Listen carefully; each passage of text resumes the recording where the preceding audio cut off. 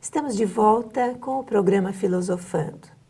Neste programa e no próximo falaremos sobre uma das maiores obras de Leon Denis, O Problema do Ser, do Destino e da Dor.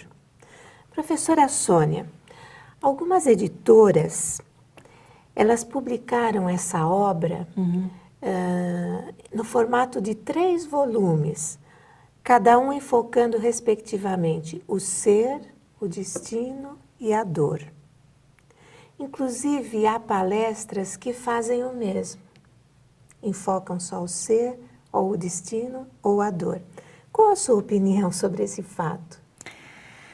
Olha, Márcia, eu penso que se o próprio autor englobou esses 3 assuntos que de per si dão sequência um ao outro num volume só, que direito que nós temos de dividir a obra de um autor em 3 pedaços ou 3 partes para tentar difundir ou vender melhor esta obra? Eu acredito que não, porque que não seja possível, que não seja nem útil a quem realmente quer estudar esse livro, que é um manancial de reflexões profundas que o autor faz sobre a evolução do ser, a sua destinação, sob o ponto de vista da encarnação atual, onde ele está situado, com os compromissos que ele traz, com as dúvidas, com os deveres, com as obrigações, com o seu futuro à frente, e as dores que envolvem a sua vida, a sua existência.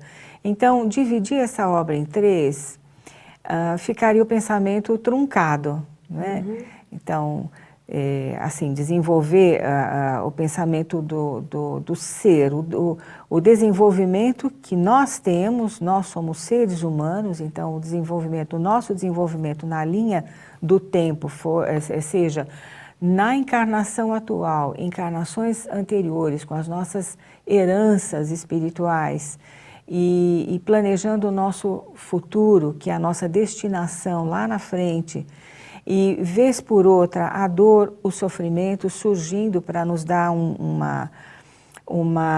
enfoque maior do que seja realmente viver num plano de provas e expiações. A dor, o sofrimento muitas vezes alavancam a evolução humana.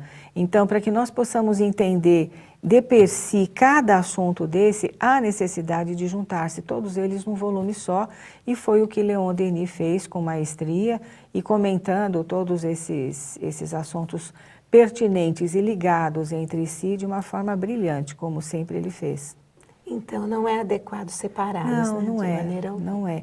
E muito menos em palestras também. Fica um pensamento muito truncado. A não ser que a própria pessoa coloque o seu próprio pensamento, o que não seria interessante. Porque quando nós enfocamos a obra de um autor, eu penso que, sob o ponto de vista ético, a fidelidade a esse autor fala mais alto, né? Outra coisa, professora Sônia, algumas traduções trazem assim trechos inteiros em desacordo com os originais do autor. Isso. O que a senhora tem a dizer sobre isso? Procede essa afirmação? Procede muito, Márcia. Sabe por quê? O livro que nós estudamos no programa anterior, que foi O Porquê da Vida, nós tivemos a oportunidade de ter o original em francês nas mãos. E consultando também uma professora de francês, nós vimos que havia ali algumas sentenças, algumas frases, parágrafos inteiros que não condiziam com o pensamento do autor.